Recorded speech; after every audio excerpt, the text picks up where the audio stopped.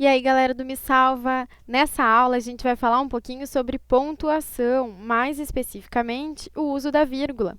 Lembra que a vírgula marca uma alteração do padrão frasal. Qual é o padrão frasal da língua portuguesa? Sujeito, o verbo, o objeto e o adjunto adverbial. Lembra que a vírgula marca alterações nesse padrão frasal e ela pode marcar alterações entre termos e entre orações. Nessa aula, a gente vai falar mais especificamente da vírgula entre orações.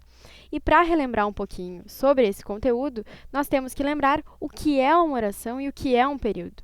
Lembra que uma oração é tudo aquilo que tem verbo. Por exemplo, eu estudo. Há verbo, há oração. Período vai ser tudo aquilo que vai até o ponto final. Então, nem sempre períodos só terão um verbo ou uma oração. Alguns períodos poderão ter mais de uma oração, e aí então a classificação deles muda aos períodos que são simples e aos períodos que são compostos. Períodos simples necessariamente terão apenas uma oração, ou seja, um verbo. Por exemplo, Vladimir dormiu. Em Vladimir dormiu, a gente identifica um verbo, uma oração. Já os períodos compostos terão pelo menos duas orações. A exemplo do que nós temos aqui embaixo. Vladimir estuda e trabalha. Há o verbo estudar, uma oração. Há o verbo trabalhar, outra oração. Nessa aula, a gente vai falar mais especificamente dos períodos compostos. Eles podem ser divididos em períodos compostos por coordenação e períodos compostos por subordinação. Os períodos compostos por coordenação, eles terão orações que são independentes umas das outras. Ou seja, a relação de sentido delas independe. Eu posso falar uma sem a presença da outra. Há períodos compostos que são por subordinação, e aí há relação de dependência. As orações são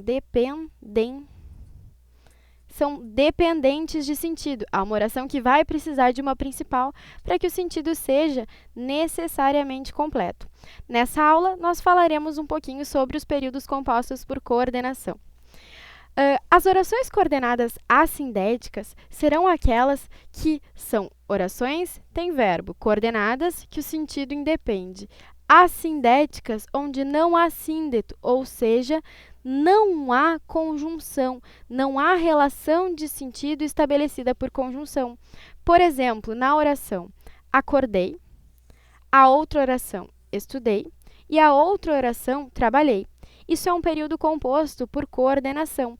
Não há relação de sentido entre essas orações coordenadas. De que forma a vírgula atua dentro desse período composto? Separando essas orações.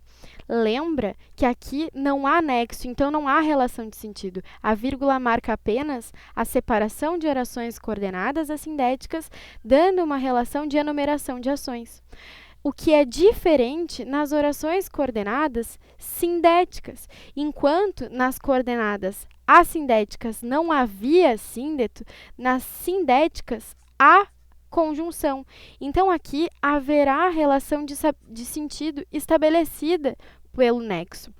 Na oração estuda, pois precisas passar de ano, há o verbo estudar, ou seja, uma oração, e a locução verbal precisas passar, outra oração.